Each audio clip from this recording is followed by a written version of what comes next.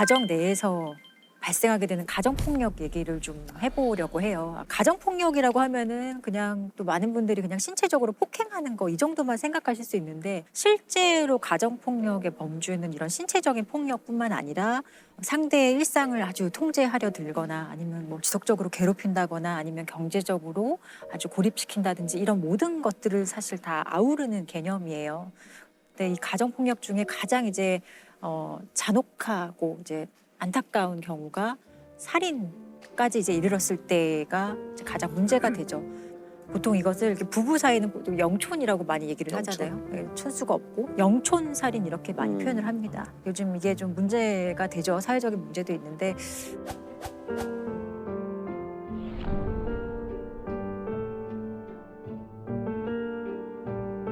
대표적인 그 가정폭력이 이제 살인의 결과까지 이르게 된 사례를 이제 하나 말씀을 드릴게요. 2018년 10월 22일 강서구의 어느 주차장에서 있었던 일이에요. 한 여성이 피를 흘리며 쓰러져 있다라는 신고를 받고 경찰이 이제 현장에 출동을 합니다. 새벽 시간 아파트 주차장에서 40대 여성이 흉기에 맞아 숨졌습니다.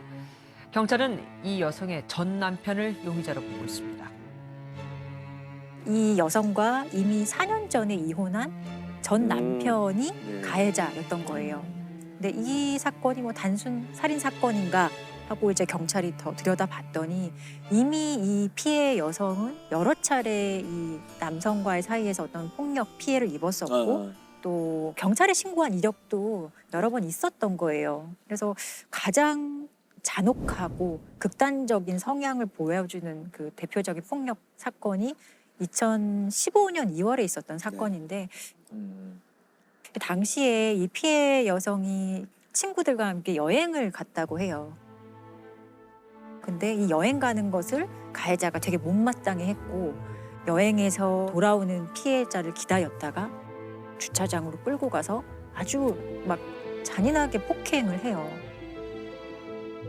근데 여기서 멈추지 않고 이 가해자는 어떤 행동을 하냐면 피해 여성의 언니와 그리고 딸들에게 연락을 해요. 문자로 좋은 구경 있으니까 집으로 와라 라고 해요.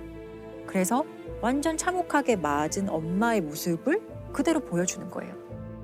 정말 얼굴에 주름질 곳이 없을 정도로 맞아서 퉁퉁 부어있는 상태였어요. 아빠의 흥분을 가라앉히기 위해 매달려서 빌고 빌었지만 흉기를 들고 위협까지 하는 상태였어요.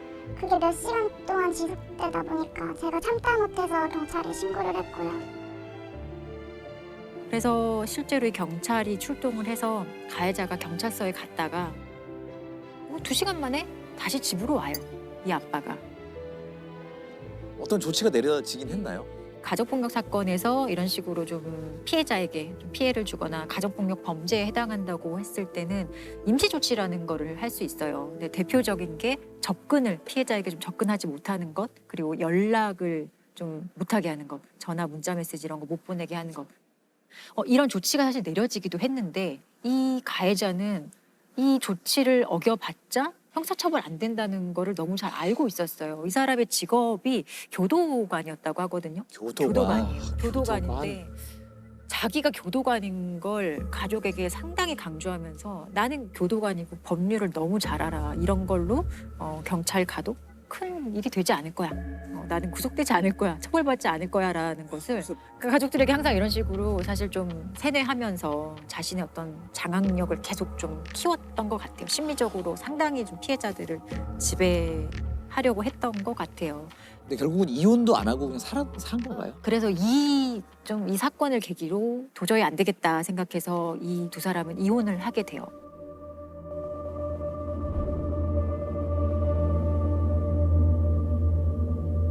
그런데 이혼을 하고 나서도 이 사람의 괴롭힘과 협박과 스토킹은 사실 계속 지속이 돼요. 사실 피해자가 여러 번 주거지를 바꾸고요. 전화번호도 바꾸고 중간에 딸들과 떨어져 살기도 하고 자신 나름대로 가해자로부터 벗어나기 위해서 정말 노력을 하는데 이 가해자가 여기서 멈추지 않고 흥신소를 통해서 이 여성이 어디로 이사 갔는지 정보를 캐고 정보를 확인하고 또 그 집을 찾아가고 협박하기를 반복하고 급기야는 피해자의 그 차량에 위치 추적 장치를 부착을 해요. 그래서 동선을 완벽하게 파악을 하는 거죠. 그 파악할 정보를 가지고 새벽 한 4시 45분경에 수영장을 가기 위해서 집으로 나온 피해자를 잔혹하게 살해를 한 거죠.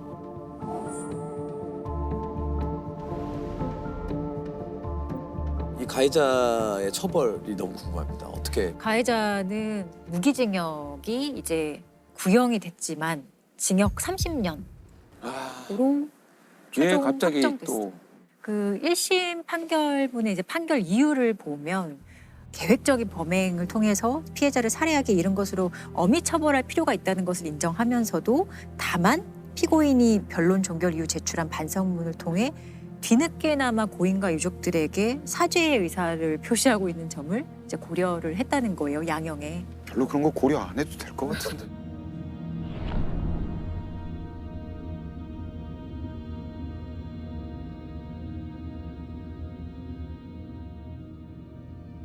이게 기억이 나는 게 딸이 사형을 요구를 하면서 청와대 국민 게시판에 아마 올렸었죠. 그 얘기하니까 기억납니다. 예, 그래서 굉장히 공분을 많이 일으켰고 10월 22일 날 이 사건이 발생했었는데 그 다음 날 딸이 우리 아빠를 사형시켜 달라는 취지로 국민 청원을 올렸어요. 어,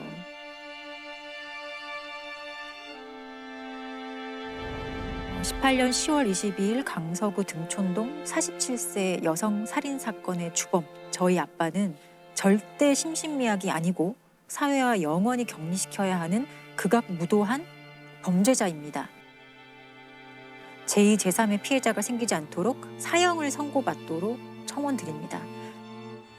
엄마는 늘 불안감에 정상적인 사회활동을 할 수 없었고 보호시설을 포함 5번의 숙소로 옮겼지만 온갖 방법으로 찾아내어 엄마를 살해 위협했으며 결국 딸이자 엄마는 허망하게 하늘나라로 갔습니다. 피해자인 아빠는 치밀하고 무서운 사람입니다. 엄마를 죽여도 6개월이면 나올 수 있다고 공공연히 말했으며 사랑하는 엄마를 13회 칼로 찔러 우리의 모든 것을 빼앗아 갔습니다. 이런 아빠를 사회와 영원히 격리시키고 또 다른 가족의 피해가 발생하지 않도록 국민 여러분의 많은 동의 부탁드립니다. 이게 굉장히 여러 가지 감정이 섞여 있는 얘기 같아요. 이건 저는 공포도 있다고 봐요. 30년 후라고 공포가 없는 게 아니라는 생각이 들거든요. 읽으면서 굉장히 그때 공감을 했었고 주변 사람들 네. 다 보면서 이건 좀 사형을 좀 시켰으면 좋겠다는 마음이 막 일어났고 딸들은 신상 공개까지 원했다 그래요. 근데 이 사건은 신상 공개가 안 됐어요. 딸들이 그래서 인터넷 커뮤니티에 이 사람이 우리 아빠고 엄마를 죽인 살인자다라고 하면서 아빠의 신상과 사진 2장을 올려서 딸들이 아빠의 신상을 공개하는 상황이 이제 일어나게 되는 거예요.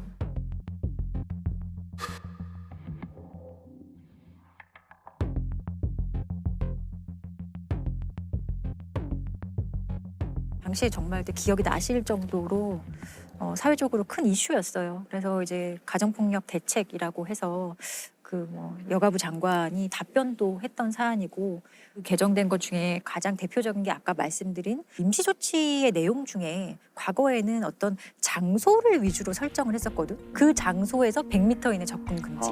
근데 사실 그 장소가 아니라 사람이 기준이 되어야 되는 거잖아요. 이 사건을 계기로 법률이 개정되면서 그런 것도 좀 바뀌고 이 임시조치를 이행하지 않았을 때 2년의 징역까지 최대로 선고될 수 있도록 조금 더 강화가 되기는 했습니다. 너무 예고된 그럼요. 범죄라고 할 수 있기 때문에 이런 피해자를 막을 수 있는 제도가 있어야 되지 않나요? 근데 이거는 사실 이런 조짐이 보일 때 강력하게 어떤 이제 가해자에 대해서 어떤 처벌이 좀 이루어지고 이제 이런 행동을 하면은 내가 조금 힘들 수 있겠다 이런 메시지를 줄 수 있어야 되거든요. 근데 지금까지 우리 법률 특히 이제 가정폭력 범죄 처벌에 관한 특례법이라고 있는데 이 법률이 가장 문제점으로 지적받는 거는 법률의 입법 목적이에요. 제가 입법 목적 일부를 한번 읽어드리면은 이 법은 가정폭력 범죄로 파괴된 가정의 평화와 안정을 회복하고 건강한 가정을 육성함을 목적으로 한다. 이 법률이 97년도에 제정이 되었어요. 근데 그 당시에 가정폭력 문제는 정말 사소한 문제로 취급이 됐고 가정 내에서 맞아요. 일어나는 일이기 때문에 국가가 개입해서는 안 된다. 이 법률이 정말 관심 있는 거는 피해자도 가해자도 아니에요. 가정 유지예요. 오로지 가정은 유지되어야 돼. 이 가정 유지 이데올로기에 갇혀서 깨어진 가정을 회복해야 한다라고 하고 있잖아요. 근데 이 깨어진 어떤 도자기 같은 거예요. 그 도자기를 유리 조각 하나하나 붙인다고 해도 원래의 도자기가 되는 게 아니잖아요. 강요하는 거죠, 예. 사실은. 그래서 이 입법 목적이 2011년에 조금 개정이 돼요. 어떻게 개정이 되냐? 그대로 있어요. 그대로 있고 뒤에 피해자와 가족 구성원의 인권을 보호함을 목적으로 한다가 이제 추가로 들어오긴 합니다. 문제가 지적을 예. 많이 했군요, 사람들이. 그렇지만 여전히 이 법률은 사실 국가가 가해자를 좀 엄정히 처벌해야 될 역할을 피해자에게 약간 떠넘기는 거예요. 피해자의 의견을 존중한다. 피해자의 의사, 뭐 처벌 원하지 않는다. 그러면은 뭔가 처벌하지 못하도록 하는 이런 법률적인 근거가 오히려 가해자들에게 또 때려도 되겠네라는 잘못된 학습 효과만 지금 주고 있는 상황인 것이고 그 상황에서 피해자는 어떤 생각을 하느냐. 그냥 나만 지금 참으면 우리 가족이 유지될 수 있어 생각하고 그래 이번 한 번만 하면서 폭력의 강도는 높아져도 그냥 처벌 원하지 않습니다. 이런 식으로 말을 해서 사건이 종결되는 경우가 태반입니다. 실제로. 실제로 이런 게 누가 밖에서 그냥 누가 계속 저를 지속적으로 이렇게 때려요. 그리고 그 강도가 점점 세지고 제가 상처를 입고 병원에 갈 정도가 되면 그 사람은 반드시 처벌받아요. 그렇죠. 네, 근데 맞습니다. 이게 가정 내에서 일어났다 하면 그 사람은 처벌받지 않고 오히려 조금 더 교정해보렴 하고 면죄부를 주는 그런 되게 모순적인 상황이 발생을 하는데 이게 2022년도에도 얼마나 사람들이 이해할 수 있을지 지금의 사람들이 가지는 그 폭력에 대한 그 인식이 과거와 같을지 저는 그거 아니라고 생각해요. 저는 이걸 가정폭력이라고 하는 말을 조차 바꿔야 된다는 생각을 해요. 그냥 폭력이죠. 그냥 그렇죠. 폭력이에요. 폭력이에요. 강력 맞아요. 폭력이에요. 네. 그냥 강력 오히려 범죄. 가정이기 때문에 더한 폭력 아닌가요? 가중 처벌이 필요한 강력 범죄라고 봐야 돼요. 이 범죄는 점점 늘고 있나요? 사실 이게 늘고 있는 거는 맞아요. 그런데 애초에 신고되는 비율이 너무 적어요. 2016년 실태조사 기준에 따르면은 1.7% 정도가 경찰에 신고하거든요. 그러니까 정말 대부분의 사건은 99% 정도, 뭐 98% 정도의 사건은 경찰에 신고조차 되지 않고 그냥 알아서 끝나는 거죠. 이게 대표적으로 암수 범죄가 그렇죠. 많은 범죄죠. 예, 그리고 신고를 왜 안 했냐라고 물어보면 그러니까 신고해도 뭐 어쩔 수 없을 뭐 의미가 없을 맞아요. 것 같아서 다 포기하는 거예요, 하는 사실은. 분들이 되게 많아요. 그리고 실제로 어느 정도로 그럼 이게 구속률은 어느 정도인지 봤더니 2018년도에는 0.8%, 맞아요. 1%가 안 되죠. 2019년도에는 0.9%. 그 가정폭력의 시작과 과정과 극단적인 끝을 되게 잘 표현한 시가 있어요. 그 폴레트 켈리라는 이제 미국 여성이 13년간 가정폭력 피해를 입다가 탈출해서 지금은 이제 가정폭력 피해자들을 지원해주고 있는 네. 일을 하고 있는 여성인데 제목은 나는 오늘 꽃을 받았어요라는 제목의 시예요. 자, 저는 오늘 꽃을 받았어요. 우리의 결혼 기념일이라거나 무슨 다른 특별한 날이 아닌데도요. 지난밤 그는 저를 밀어붙이고는 제 목을 조르기 시작했어요. 그렇지만 그는 틀림없이 미안해할 거예요. 왜냐하면 오늘 저에게 꽃을 보냈거든요. 저는 오늘 꽃을 받았지요. 오늘은 아주 특별한 날이었어요.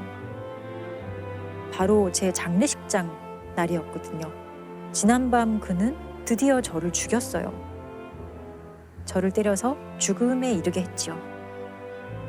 제가 좀 더 용기를 갖고 힘을 내서 그를 떠났다면 저는 아마 오늘 꽃을 받지는 않았을 거예요.